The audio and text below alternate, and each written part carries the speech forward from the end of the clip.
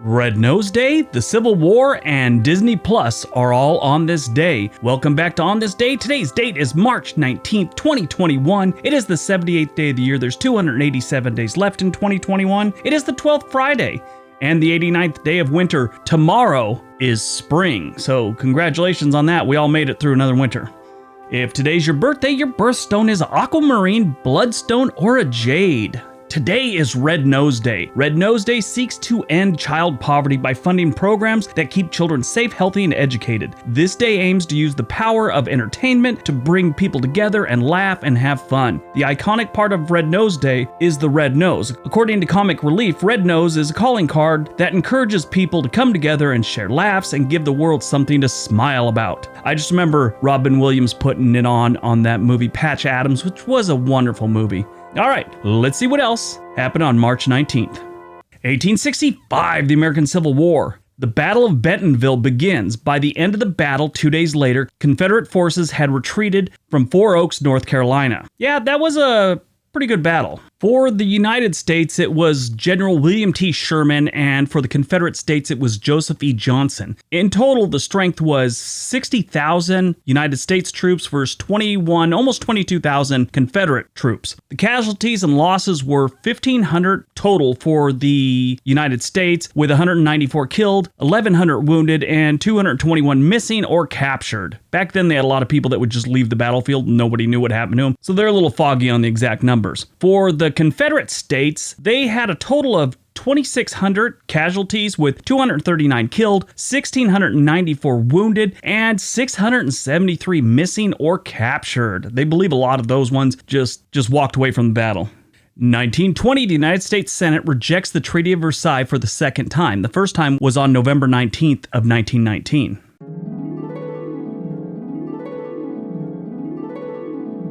1931, Governor Fred B. Balzar signs the bill legalizing gambling in Nevada. Now, between the 1800s and the beginning of the 1900s, gambling was brought to the area that's now known as Las Vegas. Explorers, miners, and just travelers during the gold rush days settled in the area and started saloons with gambling and things like that. But a nationwide crackdown on gambling all but eradicated gambling establishments from this area. In 1905, Las Vegas was founded as a small town and just established as a stopover for trains traveling between Los Angeles and Salt Lake City. Gambling remained outlawed, but there was plenty of underground places where you can gamble. And it really wasn't terribly enforced. But in 1931, that all changed.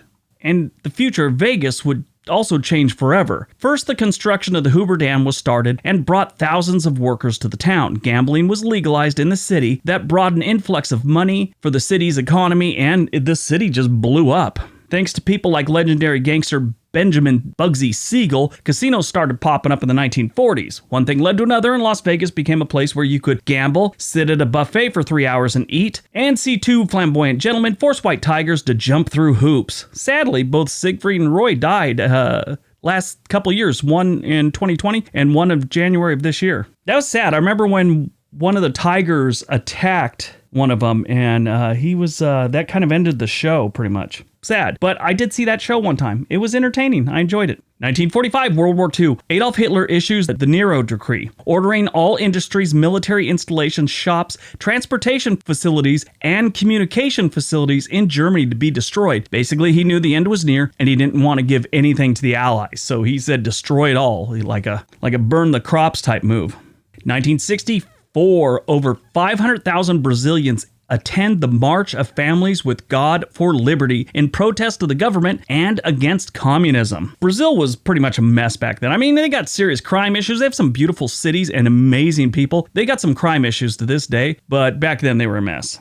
2004, the Catalina Affair. A Swedish DC-3 shot down by a Soviet MiG-15 in 1952 over the Baltic Sea is finally recovered after years of working on it. Yeah, they couldn't get to this thing. 2004. 1952 to 2004, this thing sat down there. 2008, a cosmic burst that is the furthest object visible to the naked eye is briefly observed in the United States. Movies and TV shows, I guess, released on March 19th. Today, actually, Falcon and the Winter Soldier. This is, one of Marvel's things. Now it's part of Disney, but Marvel things. And it's supposed to be the aftermath of events of Avengers Endgame, where Sam Wilson and Bucky Barnes, Sam Wilson being the Falcon, Bucky Barnes being the Winter Soldier, are handed the mantle of Captain America. The series is set in the Marvel Cinematic Universe and shares continuity with the film's franchise. Now, I was never a big Winter Soldier. I'm a hardcore Marvel fan. I used to read the comics. That's all I read when I was a kid, and I didn't like DC, didn't like Batman, Superman, all that. I loved Marvel. I always liked the Falcon. Didn't know much about Winter Soldier back in the day. He was just Bucky Barnes when I was a kid. And then all of a sudden, the movies start coming out and he's this dark, mysterious guy with a metal arm. And I don't know. I don't get it. Back in the 80s, I used to love the Black Panther and Captain America comic. That was a great series. Anyway, that starts today and I'm really looking forward to it. Born on March 19th, 1947, Glenn Close. Great actress. She's a great actress because I can't stand her because of a character she played. Yeah, she played the nutty broad from Fatal Attraction that basically killed those kids' rabbit and stalked this guy she had a, brief one-night stand with. Just crazy. But she's been in such great movies. The Big Chill, World According to Garp, Jagged Edge, Dangerous Liaisons, The Paper, Mary Riley, Mars Attacks, which was kind of funny, Air Force One, which was a good movie, In and Out. Oh my God, great movie. 102 Dalmatians. Never saw it. Heard it was good. And she was in West Wing for a long time, as well as The Shield and Damages. Great actress. I just see her and I don't know. Can't stand that woman because of the character she played. It's weird. Anyway, moving on. Died on March 19, 2008. Sir Arthur Charles Clarke. Arthur C. Clarke. He's basically was an English science fiction writer, futurist, inventor, undersea explorer, and television series host. He wrote the screenplay for the 1968 film 2001: A Space Odyssey, one of the most influential films of all time. Great movie. He had all kinds of great books. I read like 2 of them back in the 80s or late 90s, or early 90s, I should say. But yeah, he passed away 2008. All right, that's today's video. Hope you guys enjoyed it. Hope you got some information out of it. Now go out, have a great day, be nice to each other.